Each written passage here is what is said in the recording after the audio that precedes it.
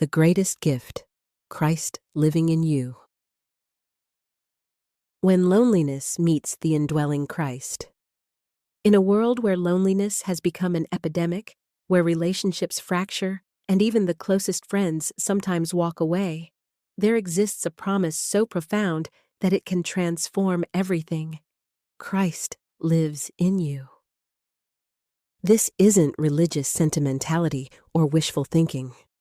It's the stunning reality at the heart of the Christian faith, a truth so revolutionary that the Apostle Paul called it the mystery hidden for ages, but now revealed. Christ in you, the hope of glory. Colossians 1:27. The promise that changed everything. It began in an upper room on the night before Jesus died. His disciples were troubled, confused, facing the imminent loss of their beloved teacher. But Jesus spoke words that would echo through the centuries.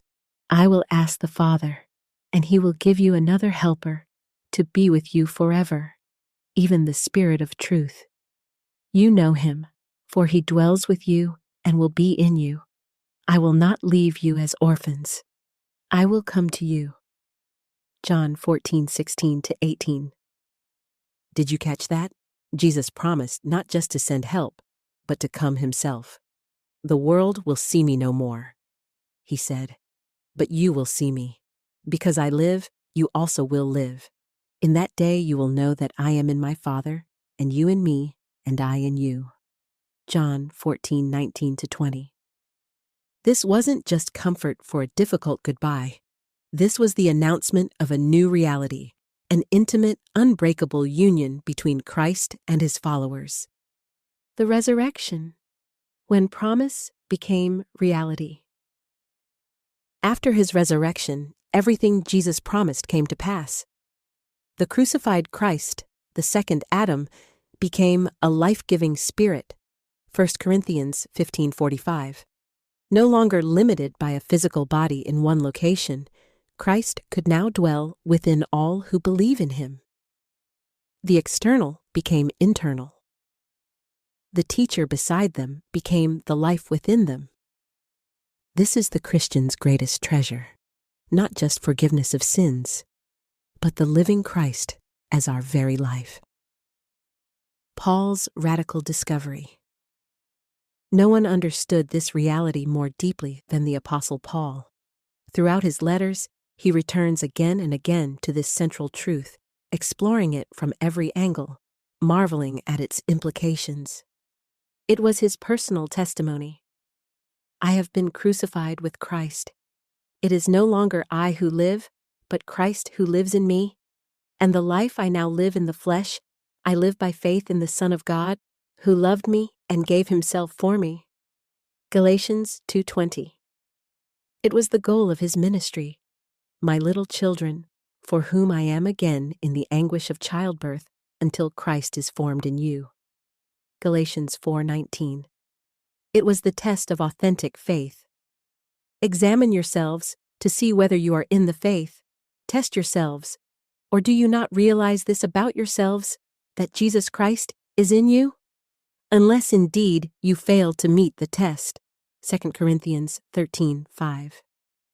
It was his prayer for believers, that according to the riches of his glory, he may grant you to be strengthened with power through his Spirit in your inner being, so that Christ may dwell in your hearts through faith. Ephesians 3:16-17. It was the essence of the gospel mystery. Paul describes this as the riches of the glory of this mystery, which is Christ in you, the hope of glory. Colossians 1:27. What the Old Testament saints could only dream of, what prophets longed to understand, is now the everyday reality of every believer. Christ himself dwelling within. The depth of this indwelling. Paul doesn't stop at simply stating that Christ is in us. He unpacks the profound implications. We possess his Spirit. You, however, are not in the flesh, but in the Spirit, if in fact the Spirit of God dwells in you. Anyone who does not have the Spirit of Christ does not belong to him. But if Christ is in you, Although the body is dead because of sin, the spirit is life because of righteousness. Romans 8:9-10. We share in his life, for you have died, and your life is hidden with Christ in God. When Christ, who is your life, appears, then you also will appear with him in glory. Colossians 3:3-4. Christ isn't just part of our lives, he is our life. We experience unity with all believers. Here there is not Greek and Jew, circumcised and uncircumcised, barbarian, Scythian, slave, free, but Christ is all and in all. Colossians 3:11. The same Christ who lives in you lives in every other believer, creating a bond deeper than any human connection. The secret to Paul's endurance. Understanding this indwelling explains everything about Paul's life and ministry. Here was a man who was imprisoned repeatedly, was beaten, stoned, shipwrecked, faced betrayal from false brothers, experienced the pain of trusted co-workers deserting him, endured hunger, cold, and constant danger. At the end of his life, he could write, "At my first defense, no one came to stand by me, but all deserted me." 2 Timothy 4:16. Even his closest companions had scattered. By all earthly measures, Paul should have been crushed by loneliness and discouragement. Yet from a prison cell, this same man wrote letters overflowing with joy, encouragement, and confidence. He could say, "I can do all things through him who strengthens me." Philippians 4:13, and "For to me to live is Christ." Philippians 1:21. What was his secret? It wasn't positive thinking or natural resilience. It was the ever-present reality of Christ living in him. When people abandoned Paul, Christ remained. When prison walls closed in, Christ was there. When death loomed, Christ was his life. Paul knew he was never truly alone because he carried within him the presence of the one who said, "I will never leave you nor forsake you." Hebrews 13:5. Loneliness meets its match. This is the answer to the deepest loneliness of the human heart. You may feel abandoned by friends, but Christ is in you. Misunderstood by family, but Christ is in you. Isolated by circumstances, but Christ is in you.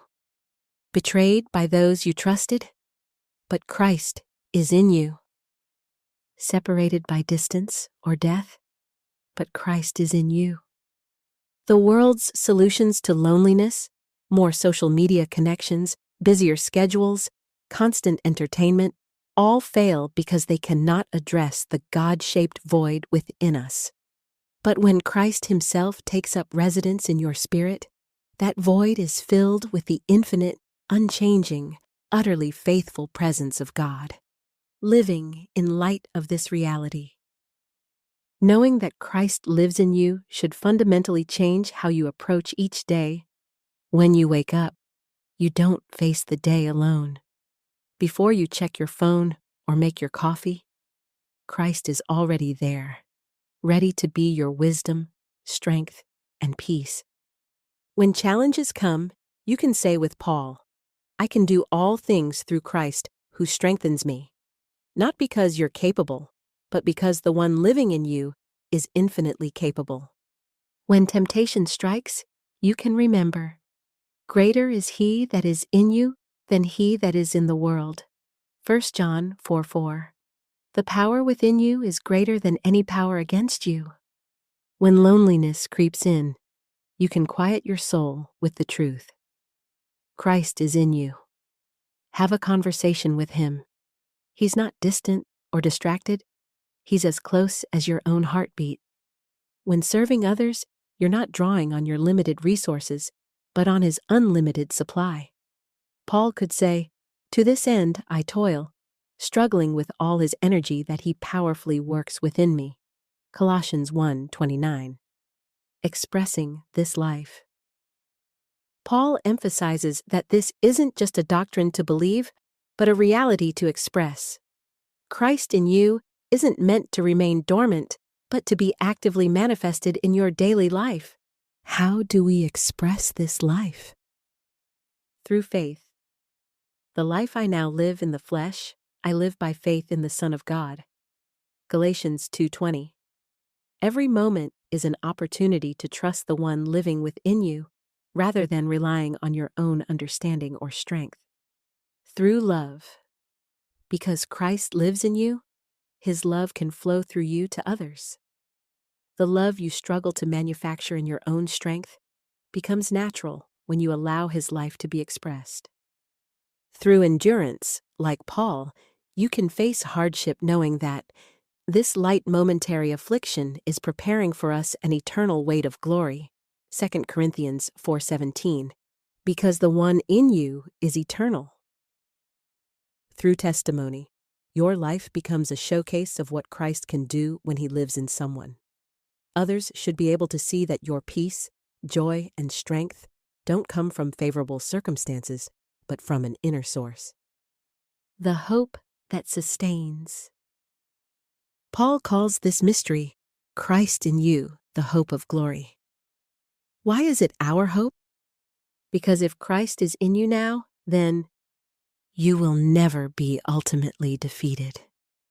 You will never be finally abandoned. You will never lose your way home. You will never face anything without divine resources. You will one day be fully conformed to His image. The same Christ who lives in you now will present you faultless before the Father.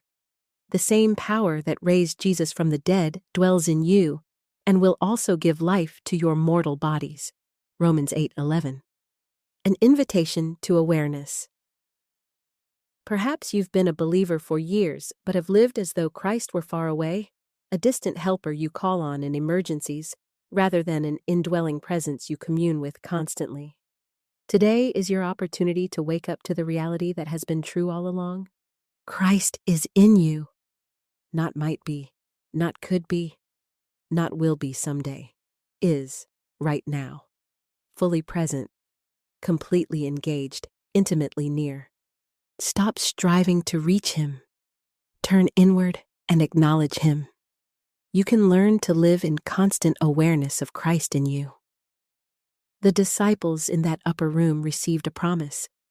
The believers in Paul's churches received his letters explaining this glorious reality. You have both the promise and the explanation. And most importantly, you have the fulfillment. Christ in you, the hope of glory. You are never alone. You never have been. You never will be. The same one who calmed storms, healed the sick, conquered death, and ascended to the Father's right hand, has made His home in you. Let this truth anchor your soul. In days of discouragement, remember, Christ is in you. In seasons of loneliness, remember, Christ is in you. When your strength fails, remember, Christ is in you. When others walk away, remember, Christ is in you. When the world seems dark, remember, the light of the world is in you. This is the Christian life, not your effort to reach God, but God Himself dwelling within you, being your life, expressing Himself through you, and ultimately presenting you perfect before the Father. What a gift! What a mystery! What a hope! Christ in you, the hope of glory. May you live every moment in the joy and strength of this magnificent reality. You are not alone. You are indwelt by the King of Kings, and nothing can separate you from His love or His presence.